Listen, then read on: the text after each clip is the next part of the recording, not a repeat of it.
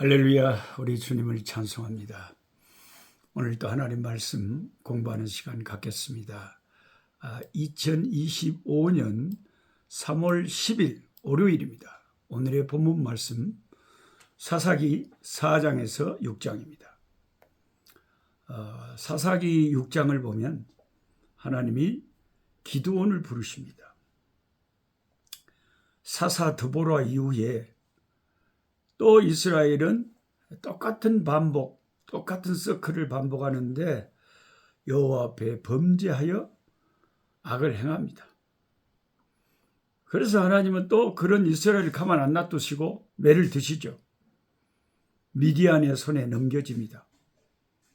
그래서 이스라엘은 미디안의 압제로 인하여 고통 속에서 다시 이제 하나님 앞에 부르짖는 거죠. 죽을 지경이 되면 인간은 하나님을 찾는 거예요. 오메 아버지 살려주십시오. 죽겠습니다. 그때 하나님은 이스라엘을 미디안의 손에서 구원할 사사로 기드온을 지목을 하시는 것입니다. 그런데 사사기 6장을 우리가 다 읽어봐도 기드온을 하나님이 그 당시에 참 사사로 쓸만하시다. 기드온에 이런 훌륭한 점이 있구나. 그런 것이 얻는 잘 보이지가 않아요. 하나님이 기드온을 부르시는데 기드온은 하나님의 부르심에 원망하는 듯한 말로 반응을 보이잖아요. 그리고 몇 번이나 의심을 하고 또 막 표징을 보여달라고 그렇게 하고, 근데 하나님은 또 아기가 요구하는 거 엄마가 다 들어주댔기 계속 다 기드온의 요구를 하나님 다 들어줍니다. 기드온이 얼마나 겁쟁인가 보세요.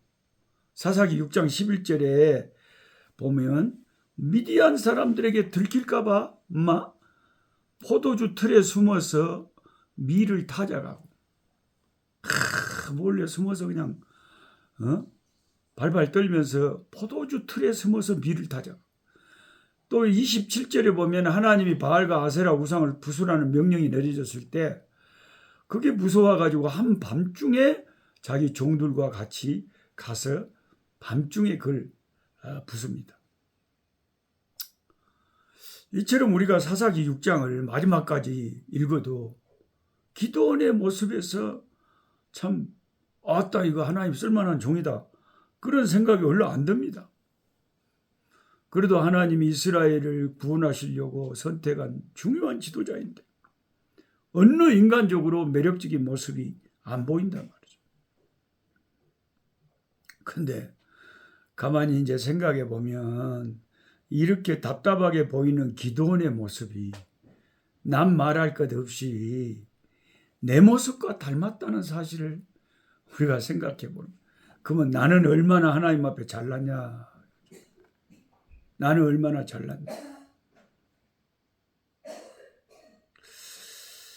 두려움이 많고 의심이 많고 하나님이 말씀하시면 이런저런 핑계대기 바쁜 그런 게 우리들 모습 아닙니까? 그런 내 모습을 보면서 기드온만 우리가 무시할 게 아니구나. 기드온이나 나나. 그리고 우리가 이제 어떤 생각을 해야 되냐면은 하나님이 나를 보실 때 얼마나 답답하실까? 그런 생각을 해야 되는 거죠. 그런데 또 이런 나의 모습을 내 스스로 내가 사랑해 주지 않으면 누가 나를 사랑하겠어요? 아이고, 그러니까 나는 안 돼 하고 다 포기해버리면 아무것도 못하는 거죠. 그래도 어쩝니까? 내가 내 자신을 사랑해 줘야지. 우리가 이웃을 사랑할 때도 주님이 그러셨잖아요. 네 이웃을 네 자신과 같이 사랑하라고 하면 자기가 자기도 사랑하지 않으면 이웃도 못 사랑하는 거 아니에요? 나도 내 자신을 사랑해야 되죠. 그거는 하나님보다 나를 사랑해서는 안 되지만, 그렇다고 내가 나를 맨날 그냥 미워하고 그래서 어떻게 하겠다는 겁니까? 죄성은 미워해야 되지만 그래도 내가 내 자신을 용납을 해야 되죠. 따뜻한 시선으로 나를 보고 또 따뜻한 시선으로 하나님이 쓰고 계시는 이 기드온이라는 사람을 우리가 다시 봐야 됩니다. 그렇게 보면 이런 모습이 보여요. 지금 이스라엘과 기드온이 처한 상황이 보이는 거죠. 이스라엘이 여호와 앞에 악을 행했고 하나님은 그런 일들을 미디안 손에 넘기셨고 그들을 이스라엘은 고통 중에 하나님께 다시 부르짖고 회개하죠. 그런데 사사기 6장 6절 7절에 보면 이스라엘이 하나님께 부르짖었다 하는 표현이 2번 반복됩니다. 그것은 이스라엘이 지금 겪는 고통이 그 이전보다 훨씬 더 2배나 극심한 고통이었다는 것을 강조하는 표현이죠. 그때 하나님은 한 선지자를 보내시는데 아니 그 이전 사사기 5장까지는 이스라엘이 하나님께 부르짖으면 그 즉시로 하나님이 사사를 세우셔서 이스라엘을 구원하셨잖아요. 근데 이번에는 역시 그런가 보다 하고 보는데 이번에는 성경이 좀 달라요. 하나님이 한 선지자를 보내가지고 이스라엘을 구원하시는 게 아니라 도리어 이스라엘을 책망을 하십니다. 그만큼 이스라엘의 죄악이 하나님의 인내심을 시험할 만큼 극에 달해 있었다는 그런 상황이에요. 그런 상황 속에서 기드온이 소명을 받고 있다는 점을 우리가 생각하고 성경을 읽어 나가야 됩니다. 6장 12절에 여호와의 사자는 기드온에게 찾아가서 뭐라고 합니까? 큰 용사여 여호와께서 너와 함께 계시도다 하면서 기드온을 부릅니다. 아니 포도주 틀에서 적이 무서워서 미디안진이 무서워서 몰래 밀타작하고 있는데 그를 찾아가서 하나님의 사자가 큰 용사여 여호와께서 너와 함께 계시다. 확실히 사람의 판단과 하나님의 판단이 달라요. 하나님께서 참 크게 보고 기이 보는 사람이 있고 인간들이 볼 때는 뭐 평범하게 보이고 별거 아닌 것 같은데 하나님의 시선에는 기드온이 그렇게 귀하게 보인가 봐요. 그에 대한 기드온의 반응이 13절 말씀인데 제가 읽어드리겠습니다. 기드온이 그에게 대답하되 오 나의 주여 여호와께서 우리와 함께 계시면 어찌하여 이 모든 일이 우리에게 일어났습니까? 또 우리 조상들이 일찍이 우리에게 이르기를 여호와께서 우리를 애굽에서 올라오게 하신 것이 아니냐 한 그 모든 이적이 어디 있나이까? 이제 여호와께서 우리를 버리사 미디안의 손에 우리를 넘겨주셨나이다. 뭔가 언론 읽으면 하나님 앞에 불만을 토로하는 듯한 뉘앙스가 있습니다. 그런데 절망스러운 현실 앞에서 캄캄한 현실 앞에서 기드온이 하나님을 원망하는 듯 보이지만 사실 그 외침 속에 하나님의 절대 주권을 인정하는 고백이 담겨 있음을 우리가 발견을 합니다. 이제 여호와께서 우리를 버리사 미디안의 손에 우리를 넘겨주셨나이다 하는 이 기도에 이스라엘의 흥망성쇠가 하나님의 손에 달려 있음을 인정하는 고백이 나온다 이 말이죠.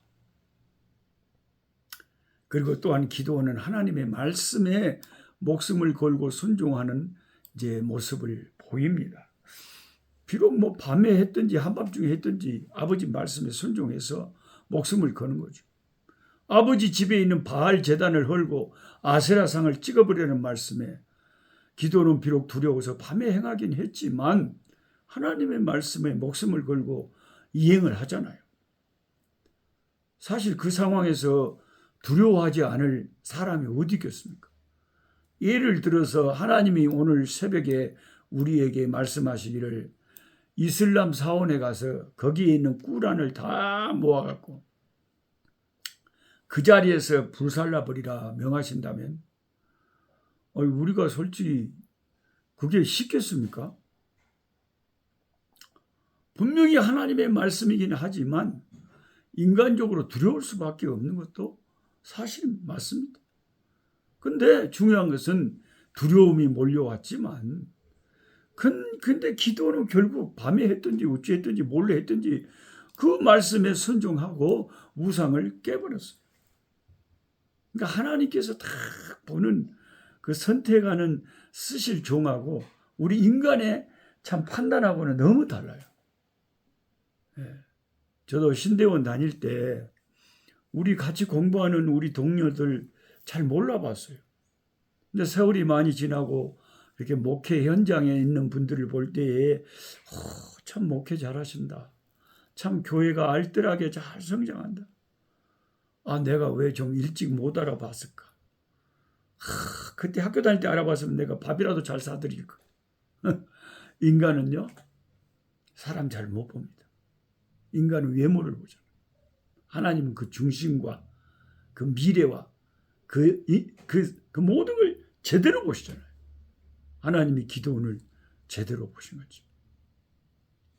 사사기 6장에서 보여지는 기도원의 모습이 꼭 엄마 손만 붙잡고 따라가는 5살 애기 같아. 이후에 기도원이 정말로 큰 용사가 되어서 300명의 정예 부대로 미디안 수십만을 싸워서 승리를 거뒀지만 오늘 6장에서 보여지는 기도원의 모습은 엄마를 잃어버릴까 봐 두려워 떨고 있는 어린 아이 모습 그대로입니다. 또 이런 기도원을 대하시는 하나님은 어떤 모습인가? 두려워 떨고 있는 아이를 보듬어서 하나하나 차근차근 설명해주고 따독여주고 격려해주는 자상한 엄마의 모습 같아요. 우리의 선한 목자 되신 우리 주님, 우리를 인도하시는 방식이 지금도 똑 이와 같습니다.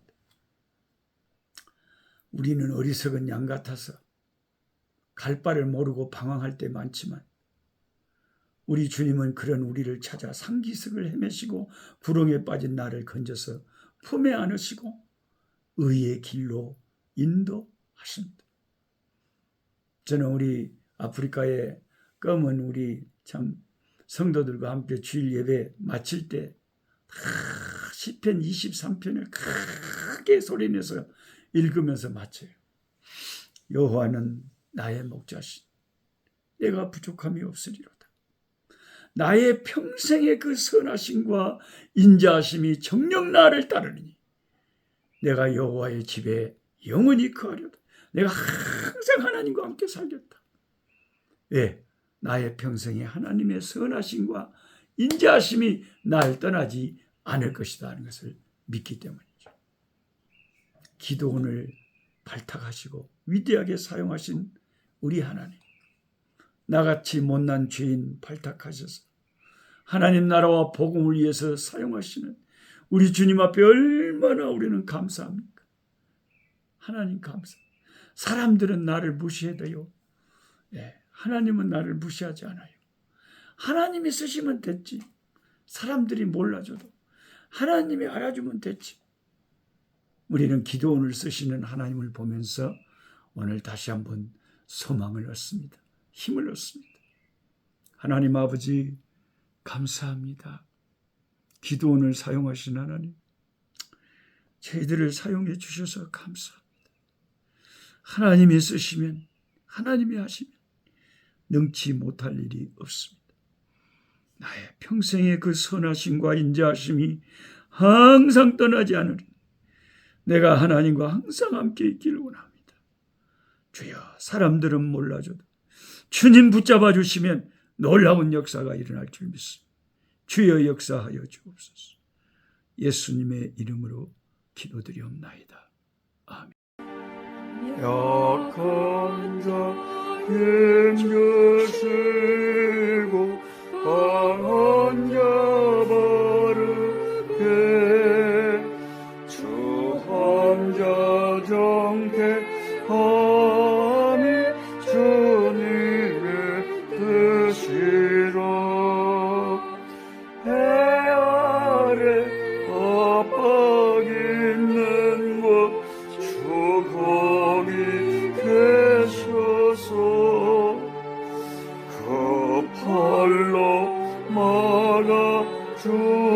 주시어 종이가 선하